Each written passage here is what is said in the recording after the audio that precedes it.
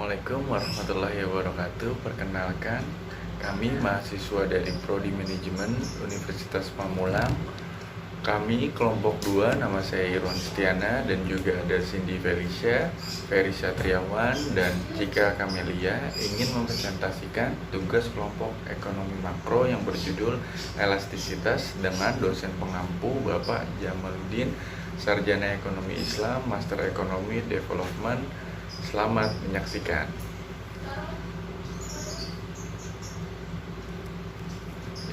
Elastisitas adalah presentase perubahan jumlah yang diminta atau ditawarkan terhadap perubahan harga komoditi sebesar 1%.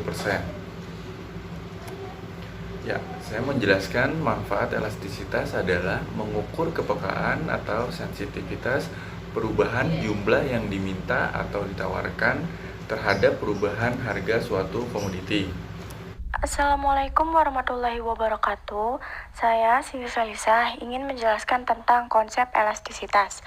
Yang pertama itu ada elastisitas harga untuk permintaan atau the price elasticity of demand. Dan yang kedua ada elastisitas permintaan silang atau cross elasticity. Dan yang ketiga ada pendapatan untuk permintaan atau biasa disebut dengan income elasticity. Dan yang terakhir ada elastisitas penawaran atau biasa disebut dengan price elasticity of supply. Selanjutnya yaitu faktor-faktor yang mempengaruhi elastisitas permintaan. Yang pertama itu ada tingkat substitusi, yang kedua ada tingkat penggunaan atau pemakaian, dan yang ketiga itu pentingnya bagi kehidupan dalam sehari-hari. Yang keempat itu ada sifat tahan lamanya suatu barang tersebut. Yang kelima itu proporsi kenaikan harga terhadap elastisitas permintaan, mengukur presentasi perubahan jumlah yang diminta terhadap perubahan harga.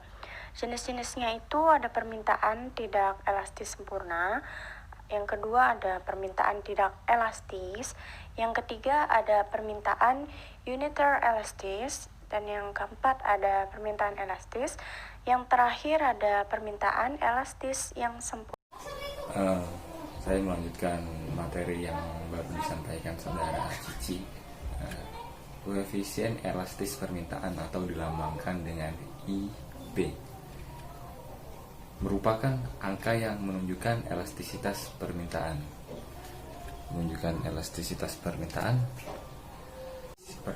IP tolak. IP sama dengan tak terhingga. IP kurang dari elastis relative vary. IP sama dengan unit elastik. IP lebih dari inelastis sama dengan inelastis relatif. IP sama dengan inelastis sempurna. Oke, mari kita lanjut. Rumus koefisien elastisitas permintaan atau IP. Yang pertama, elastisitas titik atau poin elasticity, menggunakan satu tingkat harga saja secara matematis dilambangkan dengan atau EQ, perubahan terhadap jumlah permintaan dibagi perubahan dari harga barang. Kedua, elastisitas busur, menggunakan dua titik di dalam kurva permintaan secara matematis. Perubahan terhadap jumlah permintaan dibagi perubahan dari harga barang. Dan saya Cika Kamelia akan meneruskan presentasi yaitu tentang elastisitas silang. Elastisitas silang mengukur presentasi perubahan permintaan suatu barang sebagai akibat perubahan harga barang lain sebesar 1%. Dan berikut penjelasannya.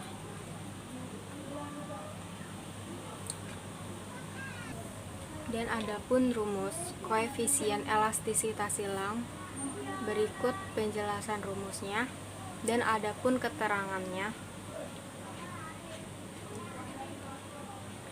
delta Q sama dengan perubahan terhadap jumlah permintaan, delta P sama dengan perubahan dari harga barang, P sama dengan harga awal, Q sama dengan jumlah permintaan awal, ED sama dengan elastisitas dari permintaan.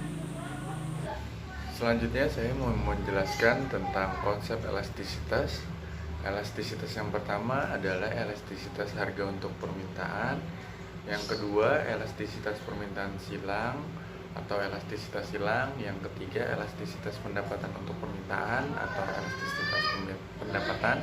Yang keempat, elastisitas penawaran. Ya, yang selanjutnya kita dengarkan dari teman kita, Cindy. Silakan. Rumus koefisien elastisitas penawaran. Ada 3 nih caranya aku kasih tahu. Yang pertama yaitu persen perubahan terhadap jumlah permintaan dibagi dengan persen perubahan dari harga barang. Atau dengan cara yang kedua yaitu perubahan terhadap jumlah permintaan dibagi dengan jumlah permintaan awal. Lalu perubahan dari harga barang dibagi dengan harga awal. Nanti hasilnya dikalikan dengan 100%. Atau bisa juga dengan cara yang ketiga, yaitu jumlah permintaan awal dibagi dengan harga awal. Lalu yang harga awal dibagi dengan jumlah permintaan awal. Nanti hasilnya dikalikan. Koefisien penawaran. Simbol-simbolnya nih, atau bisa diartikan dengan cara bacanya. Gitu. Yang pertama itu ada tidak terhingga atau nyaris sempurna. Dan yang kedua itu tanda lebih besar, bisa diartikan dengan elastisitas.